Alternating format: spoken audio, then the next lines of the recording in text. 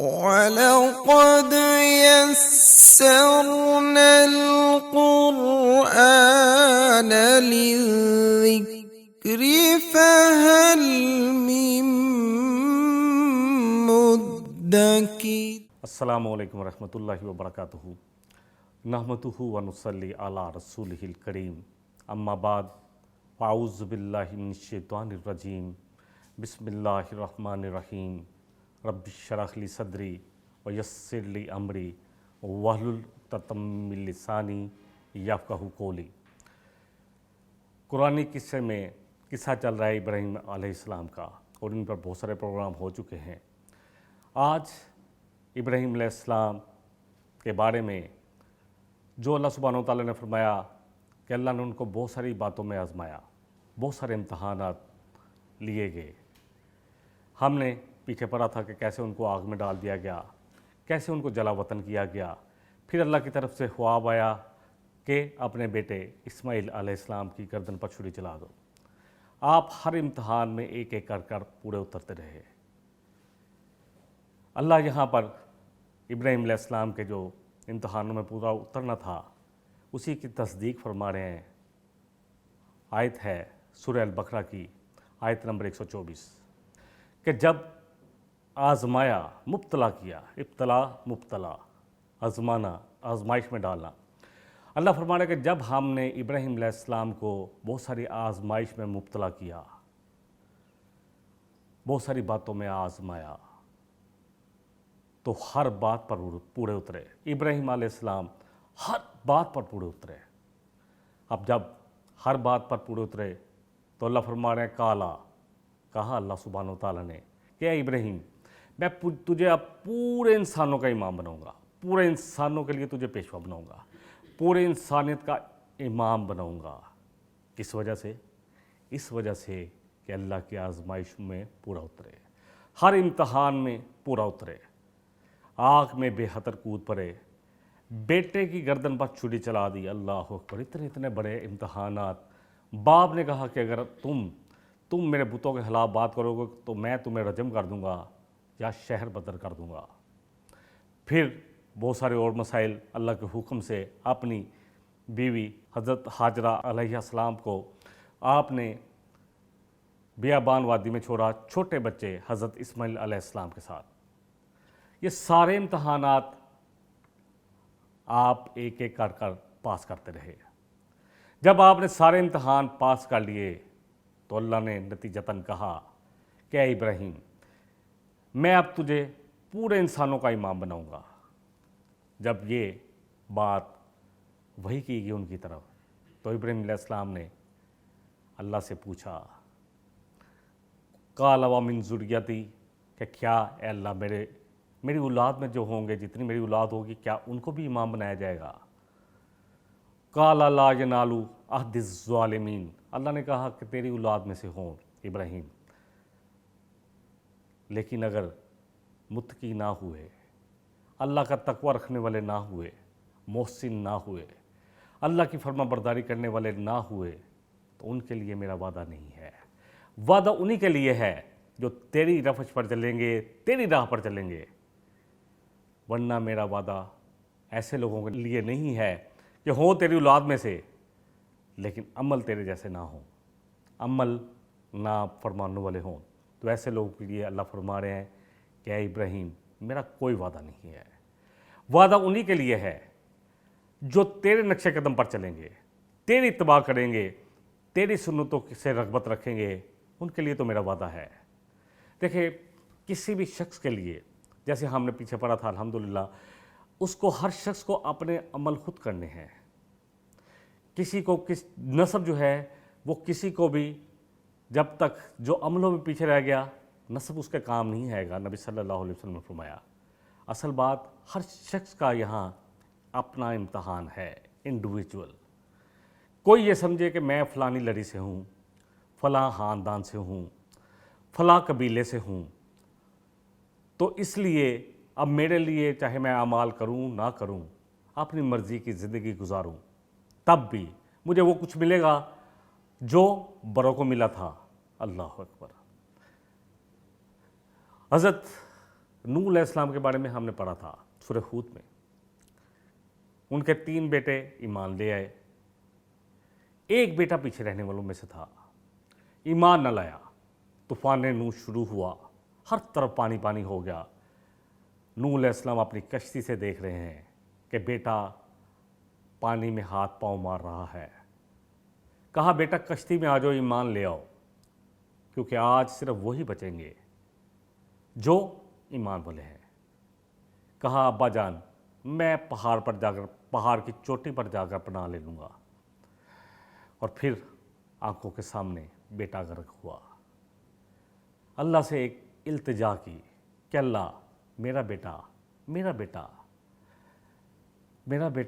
तो मेरे नसब में से था, मेरा बेटा, मेरा सगा बेटा, मेरा सुलभी बेटा। और आपका वादा अल्लाह हक है कि आपने कहा था कि ए नूह मैं तेरी औलाद को बचा लूँगा, तेरी आल को बचा लूँगा। अल्लाह अकबर। अल्लाह ने कहा था कि मैं तेरी आल को और तेरे साथ जितने ईमान वाले हैं उन सबको बचा लूँगा। तो सिर्फ अल्लाह का ये वादा सिर्फ याद दहानी के तौर पर अल्लाह के सामने जिक्र किया, कुछ नहीं जितलाया। अल्लाह ने फरमाया कि ए नूह तेरा बेटा नहीं था तेरे नस्ब में से, तुझ में से नहीं था, इसलिए कि उसके आमाल गैर साले थे, और आइंदा मुझसे ऐसा सवाल भी न करना। अल्लाह अकबर। इतनी बड़ी तंबी 950 साल की तबलीग के बाद बड़ी हिम्मत कर अल्लाह के सामने ये सवाल किया। और जो हम समझते हैं कि हार हैं, बदकार हैं, डूबे हुए ज़िल्लत में हैं, कुछ भी है, अल्लाह तेरे बेवकूफ़ की उम्मत से है। अल्लाह अकबर। शैतान का बहुत बड़ा बहकावा। अल्हम्दुलिल्लाह सुम्मा अल्हम्दुलिल्लाह, ये वो उम्मत है जिसको अल्लाह ने बेहतरीन उम्मत करार दिया। तुम खैरा उम्मतिन, तुम बेहतरीन उम्मत हो। लेकिन उम्मत बेहतरीन उसी वक़्त कहलाएगी जब जो जिम्मेदारी इस उम्मत पर डाली गई है वो करेगी। क्या करना है? तुम लोगों को नेकी की तरफ बुलाओगे, दावत दोगे, खुद भी नेकी के काम करोगे और खुद भी बुराई से रोकोगे, अल्लाह की नाफरमानी से रुकोगे और लोगों को भी रोकोगे, तब बेहतरीन उम्मत हो। देखिए नबी सल्लल्लाहु अलैहि वसल्लम के लिए अल्लाह फरमा रहा है, सूरह अल-माइदा की आयत नंबर 67 है। अल्लाह फरमा रहा है या अय्युहर रसूलु बल्लिग मा उनज़िला इलैका मिन रब्बिक, ए रसूल सल्लल्लाहु अलैहि वसल्लम पहुँचाएँ जो अल्लाह ने आप पर नाज़िल किया है। और अगर आपने वो कुछ ना पहुँचाया तो ए नबी सल्लल्लाहु अलैहि वसल्लम रसालत का हक ना अदा होगा। उम्मत अपनी जिम्मेदारी पूरी ना करे, कज़ालिका जअलनाकुम उम्मतन वसतन लितकूनु शुहदा अलन्नास, तुम शहादत दोगे लोगों पर जाके, शहादत अलन्नास का काम करोगे, अल्लाह और उसके रसूल की जाकर वहाँ पे गवाही दोगे, अल्लाह का पाक कलाम या कुरान उन तक पहुँचाओगे और नबी सल्लल्लाहु अलैहि वसल्लम की पाक ज़िंदगी उन तक पहुँचाओगे। उम्मत तो ये काम करे ना, और इसी उम्मीद के सहारे रहे कि हम उम्मत में से हैं। बहुत दफ़ा मैं ये सवाल खुद अपने से भी करता हूँ और आज आपके सामने भी रखता हूँ। मैं इस उम्मत में पैदा हुआ, इसमें मेरा क्या क्राइटेरिया है? क्या मैंने पीछे कोई एंट्री टेस्ट पास किया था कि मैं अब इस उम्मत में जा सकता हूँ? ये अल्लाह का मुझ पे और आपका फ़ज़ल है। लेकिन ये फ़ज़ल उसी वक़्त हमारे लिए अजर व सवाब का बाइस बनेगा, ये उसी वक़्त हमारे काम आएगा जब हम वो करेंगे जो अल्लाह हमसे चाहता है। अगर हमने वो ना किया जो अल्लाह हमसे चाहता है, जो इस उम्मत के ज़िम्मा डाला गया, अगर वो ना किया, नबी रहमत सल्लल्लाहु अलैहि वसल्लम को अपनी ज़िम्मेदारी का इतना एहसास था। खुतबा हज्जतुल विदा में आपने तकरीबन 1,24,000 या 1,44,000 सहाबा और सहाबिया से गवाही ली कि मैंने क्या तुम्हें पहुँचा दिया जो अल्लाह ने मेरे ज़िम्मेदारी डाली थी, क्योंकि अल्लाह ने कहा था कि अगर आपने ना पहुँचाया रसालत की ज़िम्मेदारी अदा ना होगी। तो पूछा, फरमाया कि आपने ना सिर्फ पहुँचा दिया, पूरी उम्मत ने गवाही दी। जो उस वक़्त लोग मौजूद थे, उस वक़्त सहाबा और सहाबियात, एक एक करके, लाजमी बात है कि वहाँ लाउड स्पीकर तो नहीं थे, कुछ लोगों ने ऐलान किया, फिर उनसे जवाब लिया, यहाँ तक कि एक एक शख्स ने इकरार किया कि आपने ना सिर्फ पहुँचा दिया बल्कि खैर ख्वाही का पहुँचाने का हक अदा कर दिया, ए रसूल सल्लल्लाहु अलैहि वसल्लम। फिर आपने कहा अल्लाहुम्मा शहद, शहादत की उंगली उठाई इस तरह कि अल्लाह तू गवाह रहना। 3 दफ़ा अल्लाह को गवाह बनाया कि ये गवाही दे रहे हैं।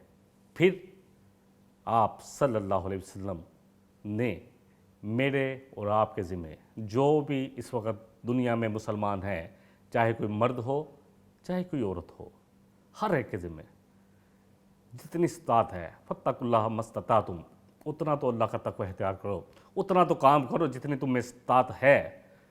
آپ نے فرمایا فَلْيُبَلِّغِ الشَّاهِدُ الْغَائِبَ، بس اب تم نے یہ کام کرنا ہے آج کے بعد، کیونکہ نبی صلی اللہ علیہ وسلم آخری رسول ہیں، آپ نبیوں پر مہر ہیں، آپ کے بعد کوئی نبی رسول نہیں آئے گا، آپ کی رسالت قیامت تک چلے گی، اور آپ کے رسالت سے مراد ہے کہ آپ کے پیغامات پہنچانے والا کام، اور وہ کام یہ امت کرے گی، میں اور آپ، جس کے پاس جتنی استطاعت ہے۔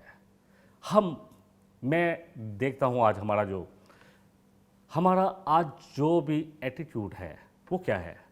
بحثوں میں پڑے ہوئے ہیں، شکوے بہت ہیں کہ فلاں یہ کر رہا ہے، حکومت سے شکوہ ہے، اداروں سے شکوہ ہے، ہمسائے سے شکوہ ہے، علماء سے شکوہ ہے، اللہ اکبر، اور خود میں نے کیا کرنا ہے یہ مجھے نہیں معلوم، کسی کو بھی نہیں معلوم۔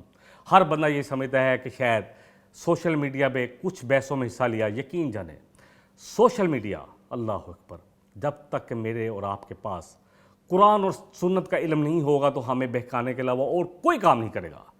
کوئی آ کے یہ کہتا ہے، کوئی آ کے یہ کہتا ہے، اللہ اکبر، کس کی بات پہ یقین کرے؟ ایک کہتا ہے یہ حق ہے، ایک اسی حق کو جو دوسرا حق کہہ رہا ہے، ایک کو جو حق کہہ رہا ہے دوسرا اس کو باطل قرار دیتا ہے۔ یہ فرقان مجھے اور آپ کو اپنے اندر قائم کرنی پڑے گی، تب ہی ہم امتی کہلا پائیں گے، تب ہی ہم اس چیز پر فخر کریں گے کہ ہم اللہ کے رسول صلی اللہ علیہ وسلم کی امت میں سے ہیں، اور یہ اللہ کا فضل ہمیں ملا ہے کہ اللہ نے ہمیں اس امت کے لیے چنا ہے۔ سورہ حج کی آیت نمبر 78 میں بھی اللہ فرما رہے ہیں وَجَاهِدُوا فِي اللَّهِ حَقَّ جِهَادِهِ هُوَ اجْتَبَاكُمْ، اللہ کی راہ میں کوشش کرو اے ایمان والو، جتنا کہ کوشش کرنے کا حق ہے اس نے تمہیں چنا ہے۔ اجتبا، مجتبا نبی صلی اللہ علیہ وسلم کے لیے ہے، اور اس طرح استفا مصطفیٰ چننا، کسی کو پسند کر لینا، اس امت کا ایک ایک مرد عورت اللہ کا چنا ہوا ہے، لیکن اگر کام ہم نے نہ کیا، اللہ اکبر، تو یونس علیہ السلام کا قصہ ہمارے سامنے ہے۔ انہوں نے اللہ کے صریح حکم کے بغیر ان لوگوں کو چھوڑ دیا، ہجرت کر لی، چھوڑ دیا شہر کو، کہ اب نہیں مان رہے، اللہ کا عذاب پتہ چل گیا کہ آنے والا ہے، تو چلے گئے، لیکن اللہ کا حکم ابھی نہیں ملا تھا کہ جانے کے لیے، تو اللہ نے ان کو مچھلی کے پیٹ میں پہنچا دیا۔ اور بہت قوم ہے، ہم پورا قرآن پڑھ لیں، جس کو اللہ نے نجات دی، اور وہ ہے قوم یونس۔ آج ایک بات مجھے اور آپ کو سمجھنی ہے کہ اگر ہم نے شہادت الناس کا کام نہ کیا، امر بالمعروف نہی عن المنکر کا فریضہ ادا نہ کیا اپنی استطاعت کے مطابق، تو کل اگر ان تک واقعی یہ پیغام نہ پہنچا تو ہو سکتا ہے کہ کریڈٹ ان کو ہو جائے اور ڈیبٹ میرا یا آپ کا ہو جائے، اللہ نہ کرے۔ بہرحال اولاد جو ہے اسی وقت ہی اللہ کا چناؤ جو ہے وہ کسی لڑی کے ساتھ نہیں ہے، کسی نسبت کے ساتھ نہیں ہے۔ اللہ کے فیصلے جو ہیں وہ تقوی کی بنیاد پہ ہیں۔ اللہ نہ تمہاری صورتیں دیکھتا ہے، نبی صلی اللہ علیہ وسلم فرمایا، نہ تمہارے مالوں کو دیکھتا ہے، صورت اللہ نے بنائی ہے، تمہیں مال اللہ نے دیا ہے، بلکہ وہ تمہارے دل کے تقوی کو دیکھتا ہے، دل میں تقوی کتنا ہے، اور تمہارے عملوں کو دیکھتا ہے کہ کیا واقعی جو تم دعویٰ کرتے ہو تقوی کا اس کے مطابق عمل کرتے ہو یا نہیں کرتے۔ بہرحال ابراہیم علیہ السلام نے دعا مانگی تو اللہ سبحانہ وتعالیٰ نے کہا کہ میرا وعدہ تیری اولاد میں سے ہو چاہے کوئی بھی، ظالم ہوا تو اس کے لیے میرا کوئی وعدہ نہیں۔ ابراہیم علیہ السلام، ابراہیم علیہ السلام اتنی زبردست پرسنالٹی تھے، سورہ نحل میں اللہ ان کے لیے فرما رہا ہے کہ اللہ فرما رہا ہے اِنَّ ابراہیم کان امۃ قانتا للہ حنیفا، ابراہیم اپنی ذات میں ایک پوری امت تھے، اللہ اکبر، اتنی اسٹرانگ پرسنالٹی، پوری قوم کے سامنے ڈٹ جانے والے، اللہ کے لیے یکسو یک روح ہے۔ کتنی دفعہ گارنٹی ملی ہے ان کو قرآن میں، یہاں بھی اللہ فرما رہے ہیں وَلَمْ يَكُ مِنَ الْمُشْرِكِينَ، نہیں تھا وہ ہرگز شرک کرنے والوں میں، اللہ اکبر۔ اللہ فرما رہے ہیں اللہ کی نعمتوں پر بہت زیادہ شکر ادا کرنے والے، اور ہم نے اس کو ہدایت دی بالکل سیدھے راستے کی طرف۔ محسنین کے ساتھ اللہ ایسے ہی کرتے ہیں، شکر گزار بندوں کے ساتھ اللہ ایسے ہی کرتے ہیں، جو شاکر ہوتے ہیں نعمتوں پر اللہ کا شکر ادا کرنا یہ بھی عبادت ہے، اللہ ان کو پھر سیدھے راستے کی ہدایت دیتے ہیں۔ वल्लज़ीना जाहदू फीना, अल्लाह फरमाता है जो भी हमारे रास्ते में जिहाद करेगा, कोशिश करेगा, लनहदियन्नहुम सुबुलना, अल्लाह फरमाता है हम ज़रूर उसको अपना रास्ता दिखाएंगे। ये अल्लाह की गारंटी है। सूरह अनकबूत की आयत नंबर 69 है।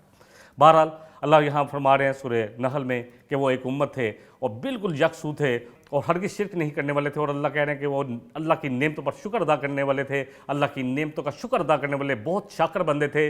और अल्लाह फरमा रहे हैं हमने फिर उनको चुन लिया, हदायत दी सीधे रास्ते की तरफ। वह आतई ना हो फिर दुनिया हसना, अल्लाह फरमा रहे हैं फिर हमने उनको दुनिया में भी बेहतरीन ज़िंदगी अता फरमाई। अल्लाह अकबर, दुनिया भी उनको बड़ी खूबसूरत मिली। हज़रत सारा अलैहिस्सलाम और हज़रत हाजरा अलैहिस्सलाम जैसी ख़वातीन मिली, बीवियाँ मिली जो फर्माबरदार थी। अल्लाह अकबर। इसी तरह इसहाक़ अलैहिस्सलाम जैसे बेटा, हज़रत इस्माईल अलैहिस्सलाम जैसा बेटा, याकूब अलैहिस्सलाम जैसा पोता। अल्लाह अकबर। और यूसुफ अलैहिस्सलाम जैसा परपोता। नबी सल्लल्लाहु अलैहि वसल्लम से सहाबा ने एक दफ़ा पूछा कि सबसे ज़्यादा इज़्ज़त वाला कौन है?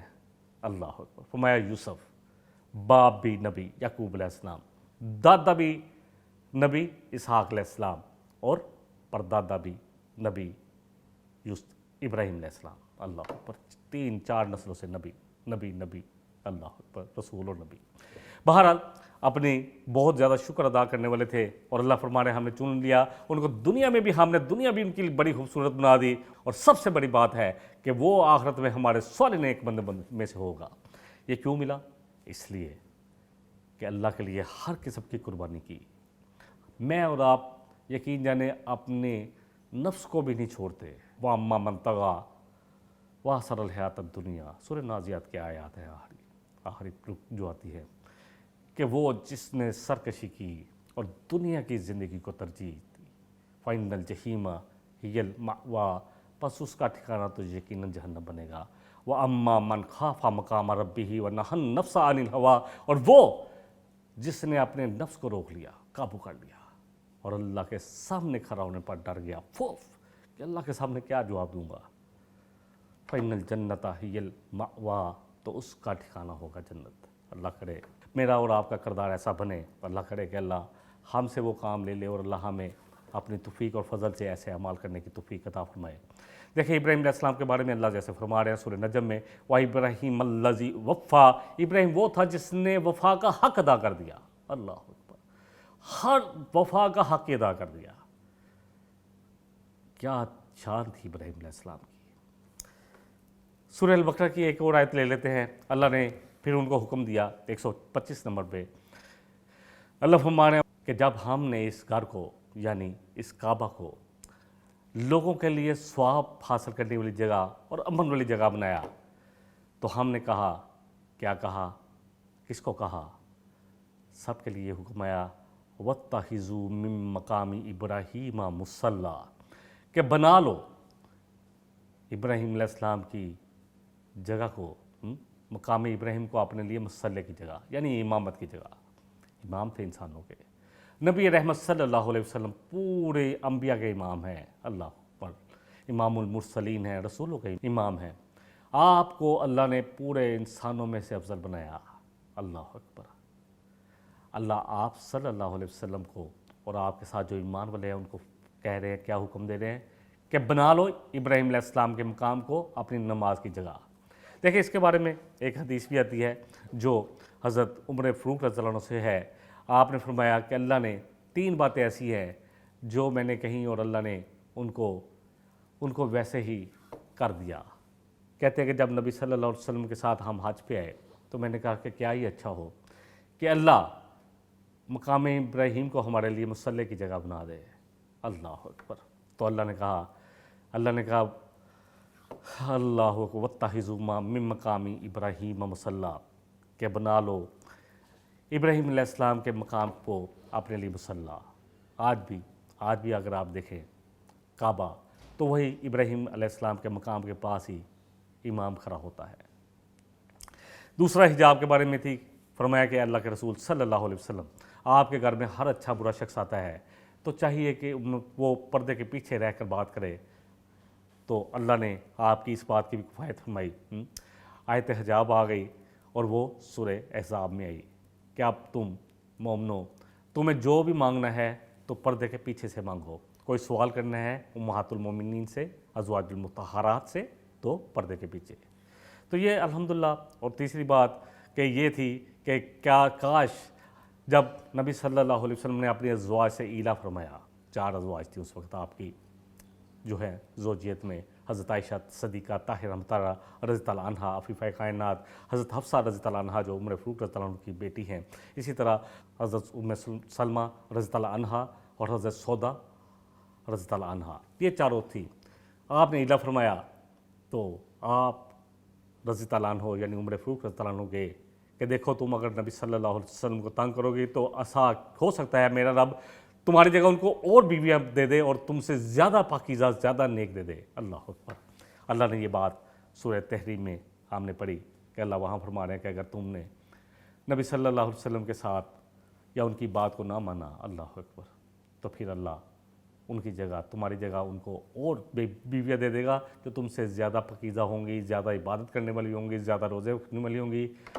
اللہ اکبر. کروڑوں رحمتیں ہوں, برکتیں ہوں ازواج مطہرات پر. انہوں نے جب ان کو اختیار دیا, نبی صلی اللہ علیہ وسلم نے, اللہ کی طرف سے آیا کہ آیت آتی ہے سورہ احزاب میں کہ اگر تم چاہو, ان کو اختیار دیا گیا کہ اگر تم چاہو تو دنیا کا آؤ میرے پاس, میں تمہیں دنیا کا مال متاع دے کر رخصت کر دیتا ہوں اچھے طریقے سے, لیکن اگر تم چاہو تو اللہ اور اس کے رسول کو چن لو. تو سب نے کہا, حضرت عائشہ صدیقہ رضی اللہ عنہا نے کہا, حضرت حفصہ رضی اللہ عنہا نے کہا, حضرت ام سلمہ رضی اللہ عنہا نے کہا, حضرت سودا رضی اللہ عنہا نے کہا کہ ہمیں تو اللہ اور اس کا رسول چاہیے.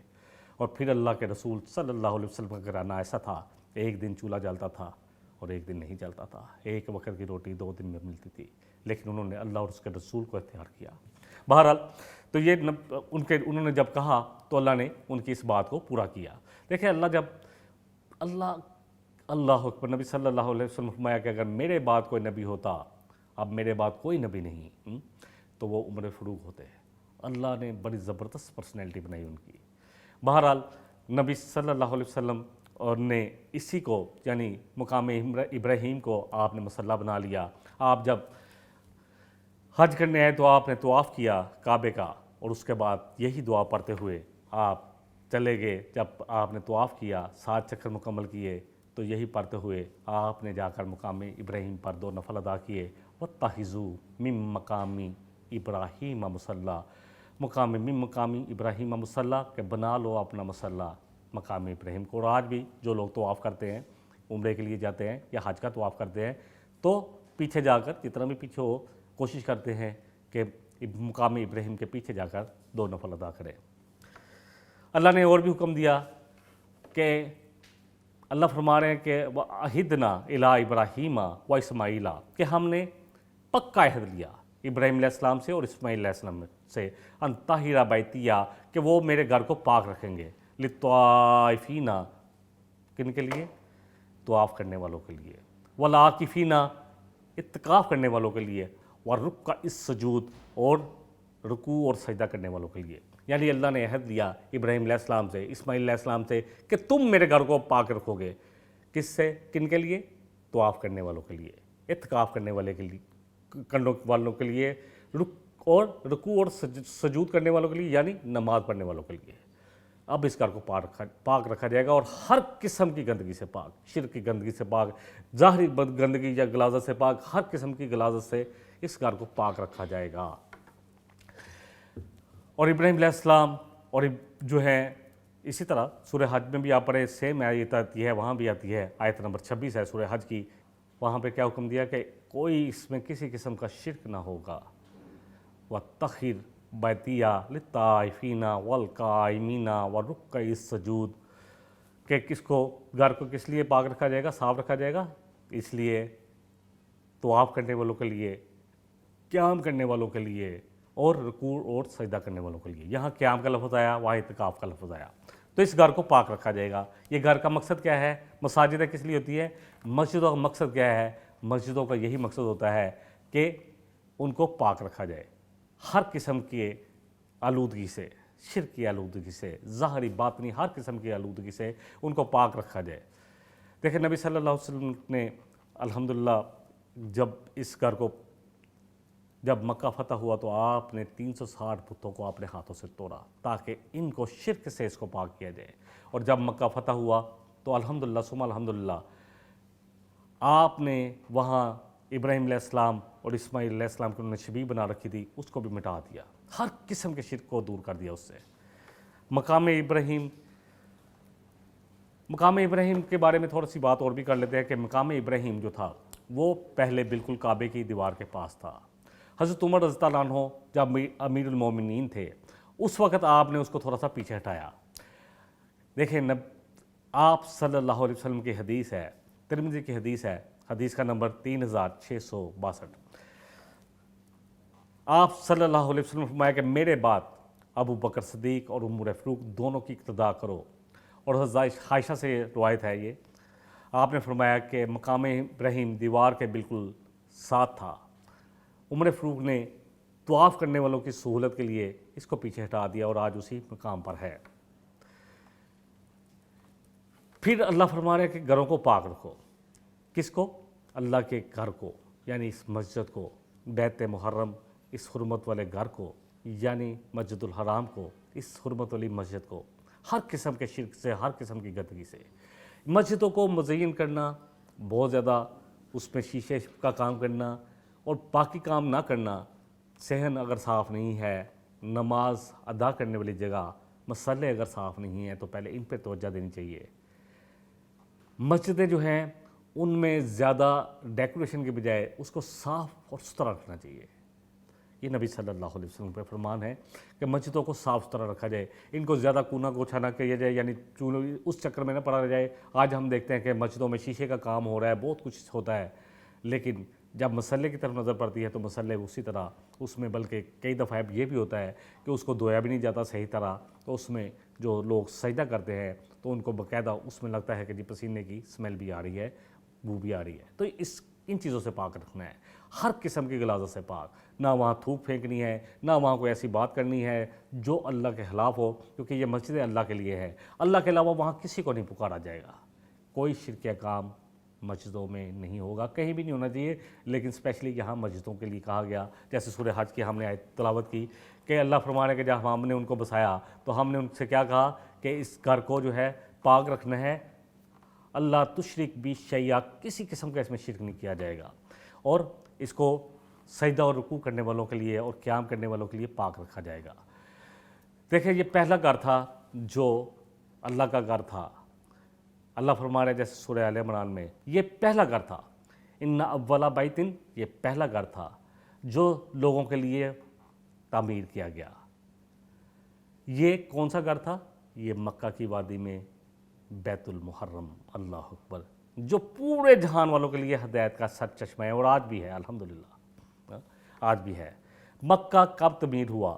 مکہ کے بارے میں جو ہے آتا ہے کہ مکہ سب سے پہلے فرشتوں نے تعمیر کیا، یہ کعبۃ اللہ، پھر اس کے بعد آدم علیہ السلام نے کیا، پھر شیف علیہ السلام، شین یہ فے، انہوں نے تعمیر کیا، اس کے بعد مالکہ نے تعمیر کیا، پھر ابراہیم علیہ السلام نے اس کو تعمیر کیا اسماعیل علیہ السلام کے ساتھ، پھر ابراہیم علیہ السلام کے بعد اس کو قبیلہ جرہم نے تعمیر کیا، پھر قریش نے تعمیر کیا، اور پھر حضرت عبداللہ بن زبیر نے اس کو تعمیر کیا۔ انشاءاللہ اس پہ جیسے جیسے بات ہوگی آگے اور بھی بات کریں گے، تو اس کو کئی دفعہ تعمیر کیا گیا، اور آج بھی اس کی تعمیر کا اور اس کی مزین کرنے کا کام چل رہا ہے کہ اس کو وسیع کیسے کیا جائے، لوگوں کو کیسے سہولت دی جائے یہ اللہ کے گھر میں۔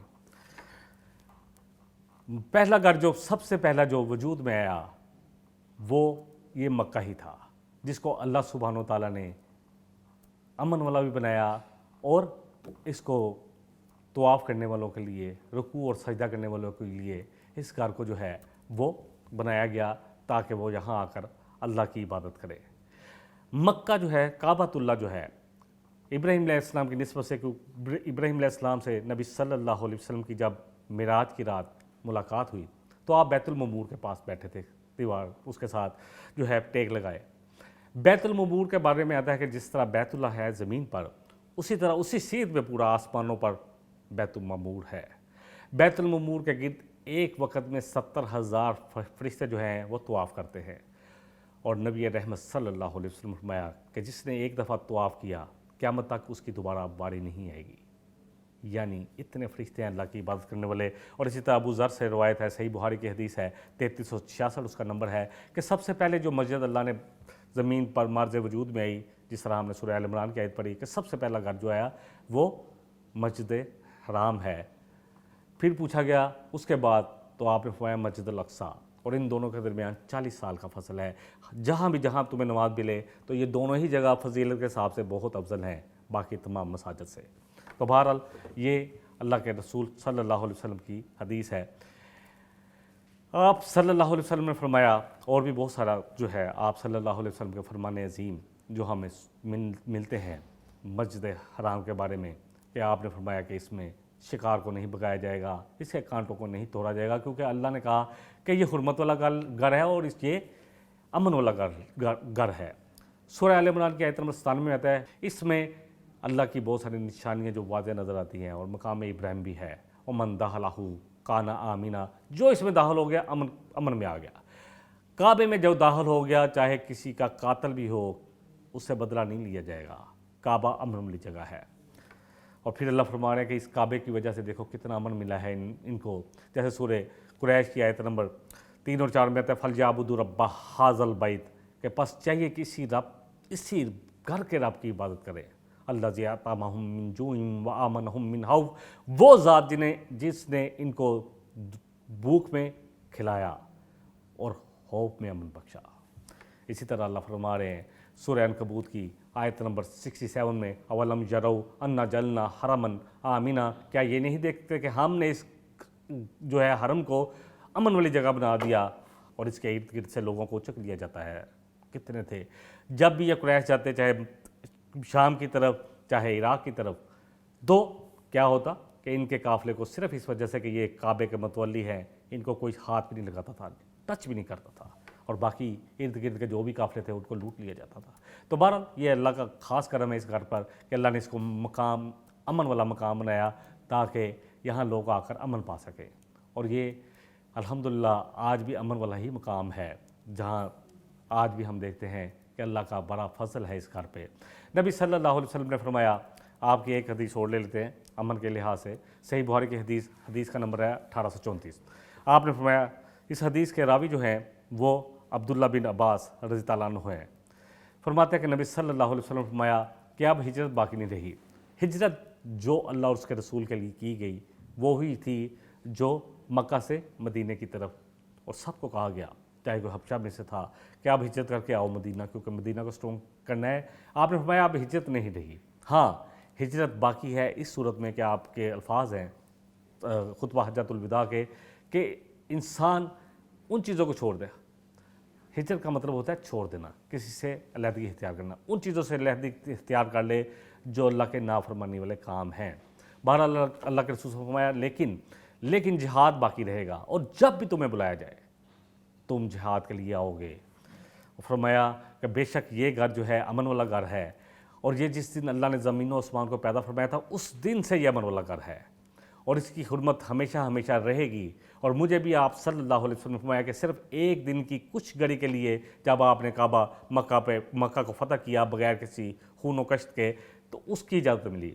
اب یہ قیامت تک یہ گھر جو ہے یہ امن والا گھر رہے گا. اور اگر تم سے پوچھے تو کہہ دینا کہ اللہ کے دوسری صحیح مسلم کے الفاظ ہیں کہ یہ اللہ نے میرے لیے ایک گھڑی کے لیے صرف اپنے رسول کے لیے اس کی حرمت کو حلال کیا, اب یہ قیامت تک اس کی حرمت قائم رہے گی. آپ صلی اللہ علیہ وسلم نے فرمایا اس کے کانٹے کو نہیں کاٹا جائے گا, اس کی کوئی بھی چیز کو نہیں کاٹا جائے گا, اس میں گری پڑی چیز کو نہیں اٹھایا جائے گا, اس کے شکار کو نہیں بگایا جائے گا. یہ ساری ہی چیزیں گری ہوئی چیز کو نہیں اٹھایا جائے گا مگر اس لیے تاکہ اس کے مالک تک لٹایا جائے, یعنی اعلان کرنے کے لیے. اسی طرح بہت ساری احادیث میں مختلف الفاظ ہیں. اس میں یہاں کوئی کس قسم کا قتل حلال نہیں ہے, یہاں کعبہ جو ہے یہ حرمت والی جگہ ہے. آپ صلی اللہ علیہ وسلم نے اور بہت ساری اس کی حرمتیں بیان کی, تو آپ نے فرمایا کہ گھاس بھی نہیں کاٹی جائے گی, ازہر گھاس جو ہے. تو حضرت عباس جو کہ آپ کے چاچا تھے انہوں نے کہا کہ اللہ کے رسول صلی اللہ علیہ وسلم یہ گھاس ہمارے گھروں میں ایندھن کا کام دیتی ہے اور ہمارے کام آتی ہے, اس کی اجازت دے دے. تو رسول صلی اللہ علیہ وسلم نے کہا کہ ٹھیک ہے، اس کے سوا کسی کی اجازت نہیں ہے۔ بہرحال یہ اللہ کا گھر، حرمت والا گھر ہے، جس کو اللہ نے حرمت کے ساتھ پیدا کیا ہے، اور الحمدللہ اس کی حرمت قیامت تک رہے گی۔ کوئی بھی شخص یہاں پر کوئی ایسا کام نہیں کر سکتا جس سے کعبے کی حرمت جو ہے وہ پامال ہو۔